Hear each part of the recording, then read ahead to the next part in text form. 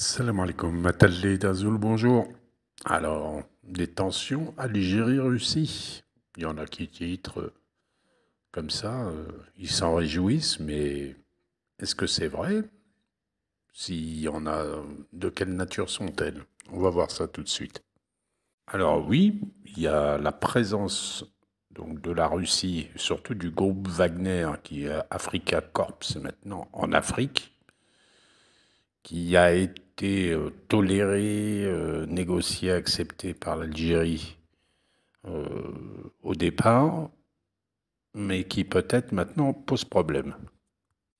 On se souvient d'abord qu'en septembre 2023, le général Sourovikine, qui réapparaissait en Algérie alors qu'il avait été limogé donc de son poste de général en chef pendant la guerre d'Ukraine, et qui est un proche de Wagner. Donc, que venait-il faire là, à ce moment-là, si ce n'est négocier la présence de Wagner aux frontières de l'Algérie? Donc, alors, il y a eu le 2 mai là, 2024 passé, le ministre des Affaires étrangères Ahmed Attaf, qui s'est plaint officiellement, officiellement, auprès de son homologue russe Sergueï Lavrov lors d'une rencontre à New York. Alger ne peut plus supporter la présence en Afrique jugée menaçante du groupe paramilitaire Wagner, rebaptisé depuis quelques mois Africa Corps.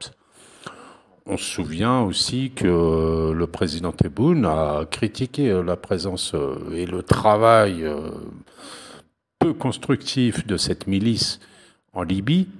Et même au Mali, il avait dit oui, le Mali pourrait mieux utiliser son argent à d'autres choses que de financer des mercenaires. Ce qui donne même parfois le sentiment de puissance du Mali, Niger, même d'Haftar, de Libye, qui les autorise désormais à s'en prendre à leur grand voisin qu'est l'Algérie. Pas besoin de dire les épisodes qu'il y a eu. Le Mali, quand il dénonce les accords d'Alger, le Niger, quand il se plaint du traitement de ses ressortissants, alors que l'Algérie en accueille d'État partout dans toutes ces villes. Haftar, bon, on connaît le grand Haftar. Mais tout ça, avec la Russie, en fait, c'est négocier, maîtriser. Quand les limites sont atteintes, l'Algérie rappelle à la Russie que les limites sont atteintes et ça négocie derrière. Il n'y a pas de tension immense ou quoi que ce soit. C'est négocié derrière. Et c'est peut-être pour ça que la chaîne RT a passé genre un petit message en passant une interview d'un ancien ambassadeur de Russie, là, c'était en juillet dernier. Évaluez-vous les relations bilatérales? Oh, les relations avec l'Algérie sont absolument excellentes. J'étais l'ambassadeur en Algérie dans la période quand M. Poutine a visité ce pays avec les visites pas officielles, mais visites d'État. Et pendant ces visites, c'était au mars 2006, nous avons pour la lutte contre le terrorisme et les crimes organisés. Leurs bases sont situées dans le sud du Sahara, pas loin de Tamanrasset, de Djanet, parce que beaucoup des éléments terroristes arrivent du Mali, du Tchad, pour détruire l'infrastructure gaz pétrolier dans le sud d'Algérie. Nous avons la coopération très bonne dans ce domaine. Dernièrement, il y a quelques jours, il y a eu aussi au Conseil de sécurité des Nations Unies le représentant algérien qui a dû rectifier les propos de son homologue russe, qui avait fait allusion de manière implicite à la championne algérienne Iman Khalif. Le diplomate algérien n'a pas hésité, il a tenu à rappeler qu'Iman Khalif fait la fierté des vaillantes femmes algériennes et qu'il n'y a pas le moindre doute sur son appartenance à la gente féminine. Et surtout, il a ajouté que ceux qui prétendent le contraire doivent obéir à des agendas inavoués. Et là, c'est autre chose. Ce type de mot, c'est lourd. Et ça veut dire beaucoup de choses. Alors, agenda inavoué. Pour mieux comprendre déjà ce qu'est un État, ce qu'est la Russie et ses intérêts, et comment lui faire confiance, pas lui faire confiance, comment aborder la chose avec la Russie, de maintenant, actuel, remontant un peu dans le temps, avec Staline, Israël et les Juifs. Donc, Staline dit donc URSS. On va parler d'abord du projet Manhattan, d'une affaire qu'il y a eu sur ce projet. Le projet Manhattan, c'était le projet top secret des Américains pour fabriquer la bombe nucléaire à la fin de la Deuxième Guerre mondiale. Hein. Donc, le projet Manhattan avait été initié par Einstein, même s'il n'y a pas participé lui directement, mais enfin ça avait été initié par lui. Robert Oppenheimer, qui lui était le chef du projet, hein, qu'il menait. Tous les deux juifs. Dans ce projet, il y avait je vais parler des juifs dans ce projet, hein, bien sûr, hein, parce que c'est Staline, les juifs et Israël, hein, le thème là, de ce passage. Donc il y a eu David Greenglass, qui lui s'est fait arrêter. Je crois que c'était en 1950, après hein, la bombe d'Hiroshima, etc., qui faisait partie, donc, c'était un des scientifiques du projet Manhattan. Il s'est fait arrêter pour espionnage au profit des Russes. Alors cet homme, c'était le frère, et il a balancé sa sœur, qui elle aussi était scientifique, juive, d'origine russe aussi, qui s'est fait, elle, arrêter avec son mari pour espionnage sur la bombe nucléaire américaine au profit des Juifs, puis des Russes, pardon. Donc il a balancé sa sœur et son beau-frère, donc Julius et Ethel Rosenberg, qui, pour lui, ça lui a évité la peine de mort.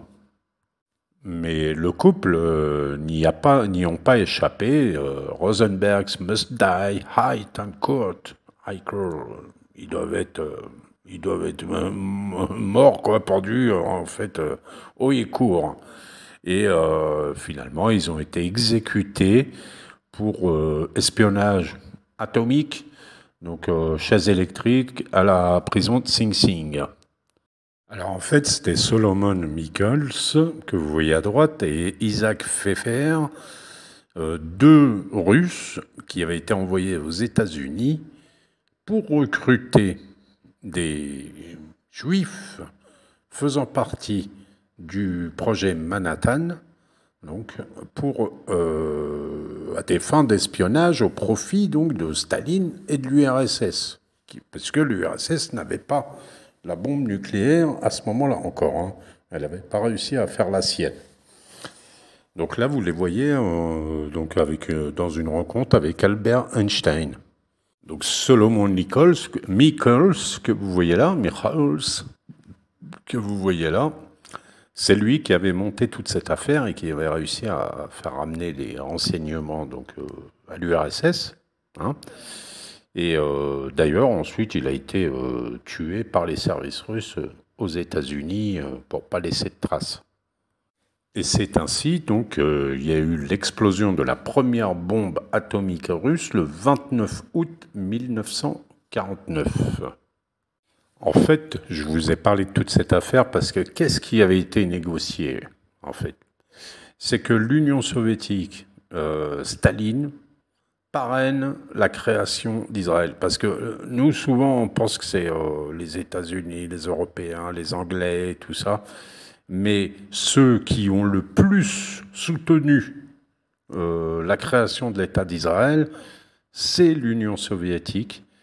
Et d'ailleurs, quand il y a eu le vote à l'ONU, les Russes, bien sûr, ils ont voté oui, même les Anglais, ils se sont abstenus à l'époque.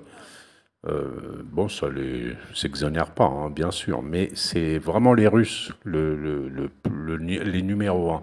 Et d'ailleurs, donc ensuite, les Israéliens, quoi, les sionistes ont attaqué les Palestiniens. Il y a eu une guerre, une première guerre, quoi, des massacres, la Nakba, etc. et la proclamation de l'État d'Israël sans qu'il y ait eu les négociations prévues par l'ONU et tout ça. Et donc, le 17 mai 1948, vous avez l'URSS qui reconnaît l'État d'Israël. Ça a été le premier pays qui a reconnu l'État d'Israël. Donc, alors que les accords de l'ONU n'étaient pas encore appliqués, n'étaient pas encore négociés pour qu'il y ait la partie arabe, la partie réservée aux Juifs, etc. Et ce geste, il a été considéré comme une grande victoire par le mouvement sioniste qui a marqué, et ça a marqué l'aboutissement de plusieurs années d'efforts. Parce qu'en fait, les premiers contacts, ils ont eu lieu à Londres en début de l'année 1941.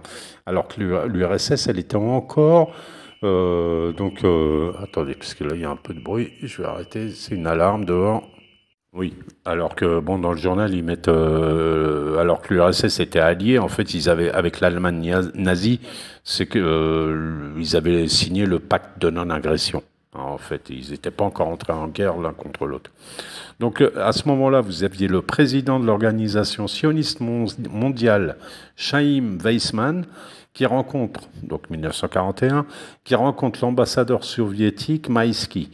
D'emblée, ils évoquent l'avenir de la Palestine et Weizmann qui milite pour la création d'un État juif. David Ben-Gourion, le dirigeant du Yishuv, la communauté juive déjà en Palestine, et futur Premier ministre d'Israël, poursuivra les échanges quelques semaines plus tard.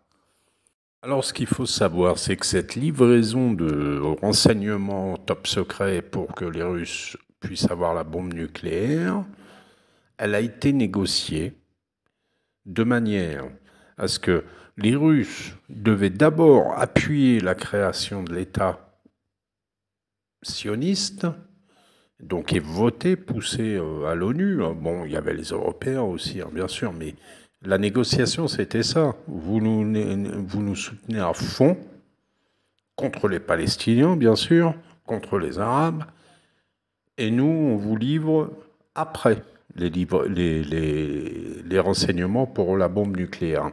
Et vous avez bien vu, création de l'État.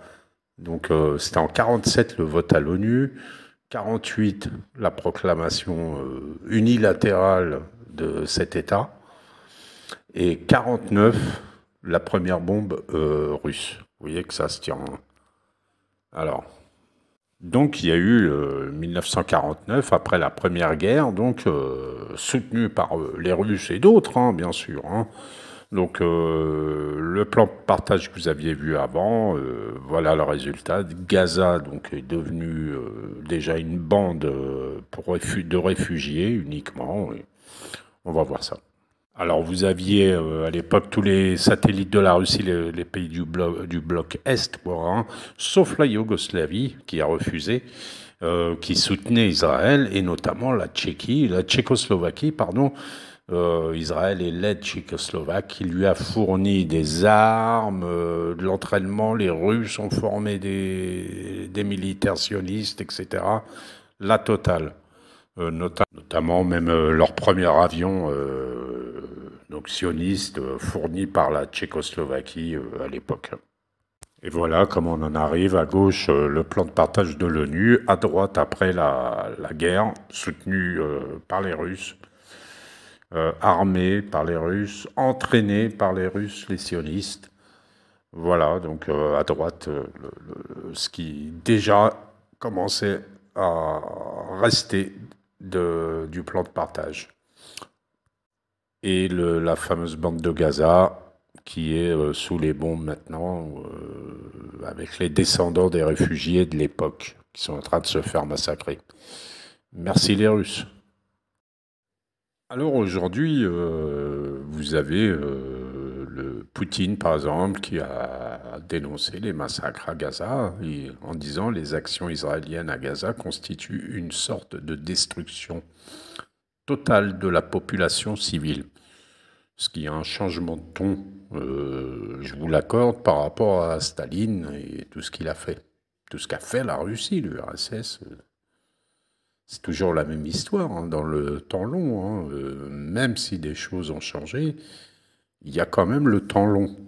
Et on sait qu'il y a une grosse coopération militaire aussi. Bon, c'est les États-Unis les principaux, mais que les Russes ne l'ont pas arrêté. Hein. Pour le moment, c'est diplomatique, leurs annonces, et ils n'ont pas dénoncé quoi que ce soit au niveau ou militaire ou autre mesure. Bon, ils sont pris avec la guerre en Ukraine aussi, ça, il faut le comprendre. Vous avez eu aussi Lavrov, le ministre des Affaires étrangères russe, qui a dit que la Russie appelle à la cessation immédiate des actions militaires israéliennes à Gaza. Mais encore une fois, et c'est déjà pas mal, c'est diplomatique, tout ça. Donc, tout ça pour vous dire, quand on voit sur le temps long ce que la Russie a fait, on peut comprendre que vis-à-vis de l'Algérie, c'est pareil, c'est des intérêts, etc. Même s'ils ont aidé, l'URSS a aidé l'Algérie, tout ça, qu'on a des très bons rapports avec la Russie, bien sûr. On leur achète les armes chez eux. C'est pas par amitié, c'est parce que eux, c'est un pays qui pratique pas l'embargo. Alors on serait mieux avec les États-Unis ou d'autres pays occidentaux. Eux, ils pratiquent l'embargo dès que vous faites des choses qui leur plaisent pas. Donc ça, c'était très très important pour l'Algérie jusqu'à maintenant. Mais ça vous montre que la Russie n'est pas digne de 100% confiance, mais elle n'est pas non plus un mauvais partenaire, puisqu'on a des très bons rapports avec eux de toute façon, dans le fond. Et j'en avais parlé dans une de mes vidéos, les choses, elles peuvent changer quand même. C'était scatologique, hein. C'était un Russe, Alexandre Douguin, qui disait qu'il avait parlé avec des très anciens prêtres orthodoxes, hein, de Russes, qui leur avait dit que à la fin des temps, dans la chrétienté orthodoxe, la Russie entrera en guerre contre Israël. Voilà. Bon, on n'y est pas, mais jusqu'à maintenant, quand même, c'est pas un rapport d'amitié que l'Algérie elle a avec la Russie. C'est un rapport d'intérêt. Et donc nous, on défend nos intérêts, eux, ils défendent leurs intérêts aussi. Voilà, simplement, il ne faut pas être vassal ou quoi que ce soit. Et l'Algérie ne l'est pas. Mais il n'y a pas de crise entre la Russie et l'Algérie. Il n'y a pas de tension, pour ainsi dire. En fait, en ce moment, qu'est-ce qui est en train de se passer? Il y a comme une toile d'araignée qui se tisse tout autour de l'Algérie, dans toute la région, donc en passant par la Libye, le Mali, le Niger. Vous avez la France, donc les anciennes colonies de la France qui se débarrassent de la France, et donc d'autres prennent la place. Donc vous avez la Russie, la Turquie, la Chine, les Émirats arabes unis qui agissent dans la région, en Libye, etc. Dans toute la bande sahélienne, de l'Érythrée au Soudan jusqu'à l'Atlantique. Et donc on voudrait bien que l'Algérie tombe dans le piège, mais il n'est pas question pour l'Algérie de se faire avoir et qu'il y ait une intervention militaire ni en Libye, ni au Mali, parce qu'ils combattent à la frontière, ni ailleurs. Ça c'est clair et net, l'Algérie ne tombera pas dans le piège. Et le meilleur moyen pour se débarrasser des toiles d'araignée, c'est avec un plumeau, avec des poils doux pour enlever les toiles d'araignée. Il faut passer doucement le plumeau sur les toiles pour les capturer. Que ce soit les Russes, Wagner, Haftar, le Mali, le Niger, etc., etc. C'est tout en douceur et fermement. Voilà. Allez, Maslama. À bientôt, Inch'Allah.